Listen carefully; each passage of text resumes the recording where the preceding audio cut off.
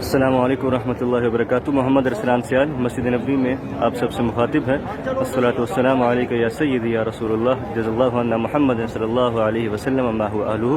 بہت سے دوست پوچھ رہے ہیں کہ گزشتہ کل مسجد نبوی میں جو ہنگامہ آرائی ہوئی وہ مسجد سے اندر ہوئی، مسجد سے باہر ہوئی۔ میں آپ لوگوں کو مسجد نبوی کا مختصر سا نقشہ سمجھا دیتا ہوں تاکہ آپ لوگوں کو تمام معاملہ سمجھنے میں آسانی ہو۔ مسجد نبوی کے چاروں جانب جب آپ دیکھیں گے، اللہ تعالیٰ آپ کو بار بار مدینہ لائے، تو یہ آپ دیکھ رہے ہیں کہ سبز رنگ کی دیوار ہے، سبز رنگ کی ایک گرل لگی ہوئی ہے مسجد نبوی کے چاروں جانب۔ یہ گرل مسجد نبوی کی باؤنڈری وال ہے۔ اس باؤنڈری وال سے اندر جب آپ آ جاتے ہیں تو یہ مسجد نبوی کا صحن ہے، ٹھیک ہے۔ اس صحن کی علامت یہ ہے کہ اس میں چھتریاں لگی ہوئی ہوتی ہیں، اور اس صحن کے بعد پھر آگے جو ہے وہ کورڈ ایریا ہے۔ جیسے ہمارے پاکستان میں مساجد ہوتی ہیں، ان میں ایک کورڈ ایریا ہوتا ہے، اور اس کے بعد مسجد کا برآمدہ یا صحن ہوتا ہے، اور اس کے بعد پھر باہر بیرونی دیوار ہوتی ہے۔ اب کون سا حصہ مسجد میں آتا ہے، کون سا حصہ مسجد میں نہیں آتا ہے، میں نے آج صبح یہاں کی باقاعدہ انتظامیہ سے آ کے پوچھا کہ جی یہ صحن جو ہے یہ مسجد میں شمار ہوتا ہے یا نہیں ہوتا، یا مسجد کی ابتدا آپ لوگ کہاں سے کرتے ہیں۔ میں نے باقاعدہ یہاں کی انتظامیہ سے پوچھا۔ انتظامیہ کا کہنا تھا کہ جو چاروں جانب آپ یہ جو چار دیواری دیکھ رہے ہیں یہ سبز رنگ کی، اس چار دیواری سے اندر جو ہے مسجد ہے۔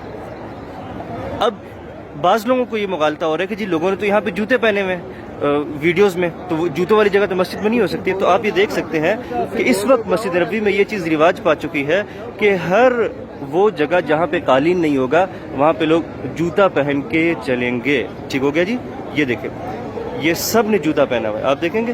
یہ میں آپ کو باب السلام جہاں سے روضہ شریف پہ انٹر ہوتے ہیں میں آپ کو وہاں لے کے جاتا ہوں، وہاں تک لوگوں نے جوتے پہنے ہوئے ہیں، یعنی صرف جس جگہ نماز پڑھنی ہوتی ہے اس جگہ جوتا اتارتے ہیں، اس کے علاوہ ہر جگہ لوگوں نے جوتا پہنا ہوا ہوگا۔ اگرچہ یہ خلاف ادب ہے لیکن بہرحال یہ چیز رواج پا چکی ہے۔ یہ دوسری چیز ہوگی۔ پہلی چیز یہ کہ مسجد سبز گیٹ سے اندر تمام کی تمام مسجد ہے۔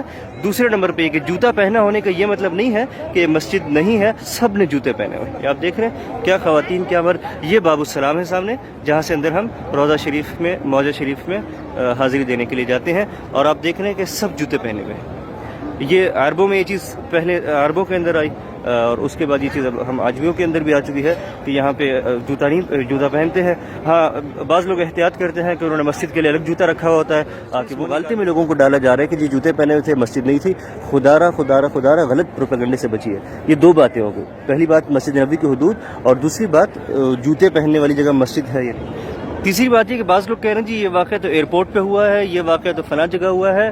ممکن ہے ایئرپورٹ سے بھی ایسے واقعات ہوں، لیکن ہم نے خود جو دیکھا عصر کے بعد وہ اس کارنر میں، ہم نے اس جگہ پہ دیکھا، تو یہ عین مسجد نبوی کا حصہ ہے۔ خدارا میں بس آپ لوگوں کو اتنا کہوں گا کہ عذر گناہ بدتر از گناہ کا مصداق نہ بنے۔ جو غلطی ہو گئی، اللہ تعالیٰ ہم پوری قوم کو معاف فرمائے، لیکن وہ ساتھی جو اس غلطی کو دفاع کر رہے ہیں، خدارا دوسروں کا گناہ اپنے کندھے پہ مت لائیے، اپنے نامہ اعمال میں دوسرے کو گناہ مت ڈالیے۔ کسی دوسرے نے گناہ کیا، جنہوں نے کیا اللہ تعالیٰ ان کو ہدایت دے، آپ ان کا دفاع کر کے اپنے نامہ اعمال میں اس گناہ کو شامل کر رہے ہیں، ٹھیک ہے۔